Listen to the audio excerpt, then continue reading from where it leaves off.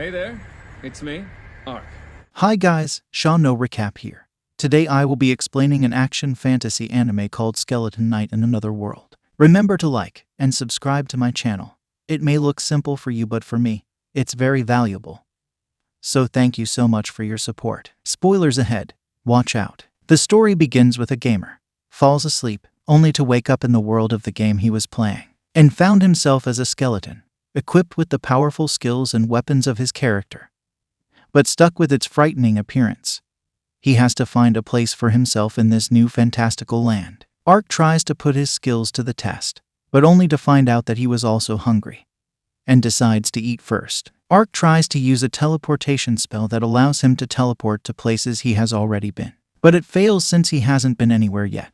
He then uses a different spells that allows him to teleport in short range. He stops by a large body of water and sees his reflection that his face is just a skull. He fears that the townspeople will see him as a monster and intends to avoid causing any type of commotion by keeping his helmet on whenever he is around others. Meanwhile in town he catches the scent of some delicious-looking food and realizes that he doesn't have any money to purchase the food and need to find a way to make money. He begins to wonder and sees that there is a bit of fantasy in this world. He notices two persons arguing and that the woman is actually an elf. He then tries to follow the elf, but loses her instantly, and finds himself in front of a mercenary guild. He remembers from the game that he can earn money by completing quests given by the guild, but he learns that he needs license before doing any quest.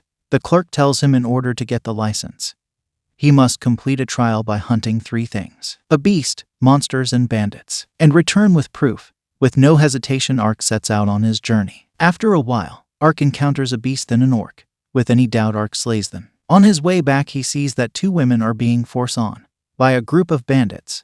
Ark observes the situation from a safe distance and thinks that the circumstances between hunting for beasts or monsters and slaying humans are different. He continues to analyze the situation while the bandits are slowly tearing up one of the women's dresses. But just as they're about to have his way with the women, Ark comes to the women's aid and obliterates the whole group of bandits with his powerful sword. With just one swing, I feel like we should call him One Slice Man. Furthermore, the women are very grateful to have been rescued, and they profusely express their gratitude. One of the women is Lauren Larea du Lavert, of the Lavert family, and the other is her attendant, Rita. Rita asks Ark if he's a knight in the service of some lord. Ark can't answer her since in the game his character was cursed despite being a holy knight and is on a journey across the land to find a cure for himself. He then tells the woman to cover up since their clothes were ripped apart by the bandits. Ark then disposes of the bandits' bodies by burning them.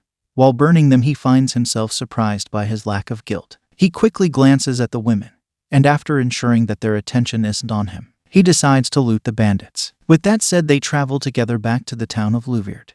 While they're talking with each other, Lauren is staring at Ark with wide eyes, which makes him flustered. After departing from them, he then heads to the mercenary guild to present the bodies of the monster and beasts he's slain.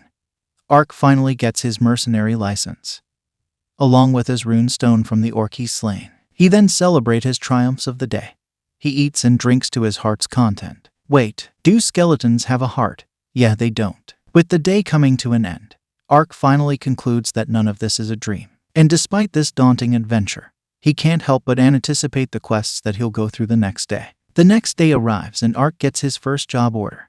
The quest is to guard someone collecting herbs. Ark says to himself that this is the perfect job for someone who wants to keep a low profile. Ark sets off on his first job.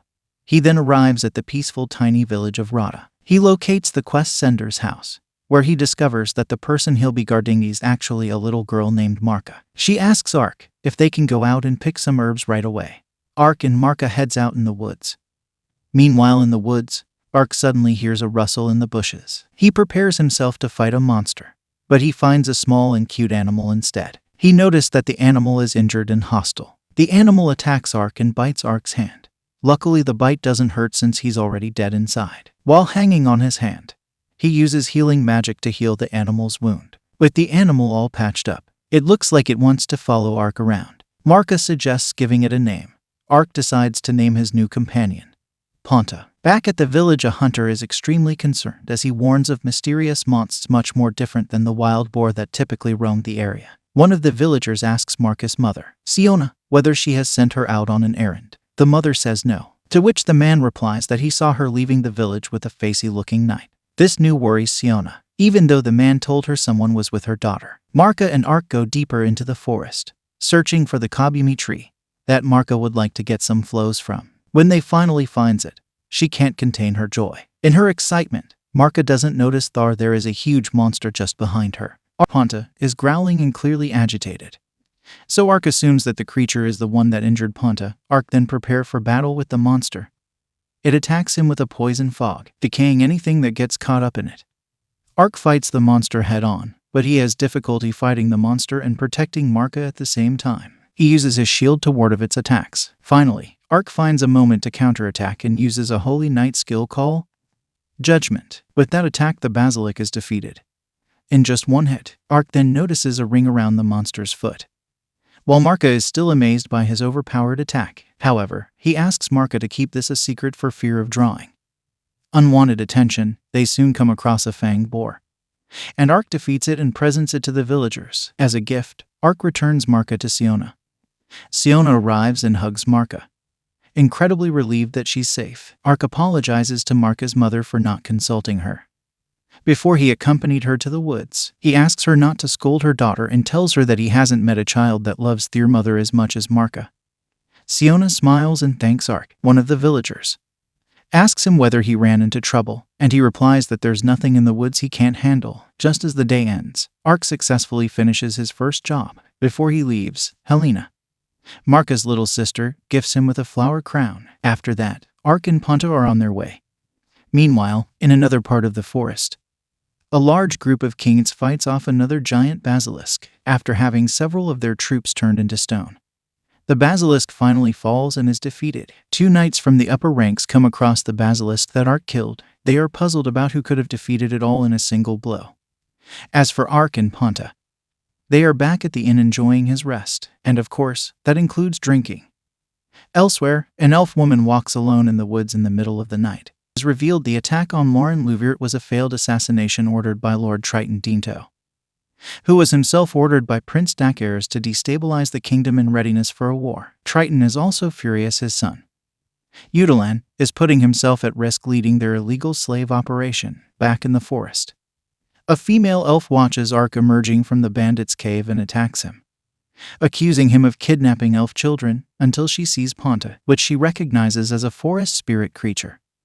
As spirit creatures rarely trust mortals, she realizes Ark couldn't be a kidnapper. Ark offers his assistance, but she refuses. Ark follows her and finds the kidnapped elves being tortured by Udalan and his men. The female elf kills most of the slavers, but is forced to surrender when Udalan threatens the children. Ark overpowers Udalan and protects the children, allowing the elf to kill the rest, refusing to believe that Ark is a simple adventurer and yet convinced of his trustworthiness.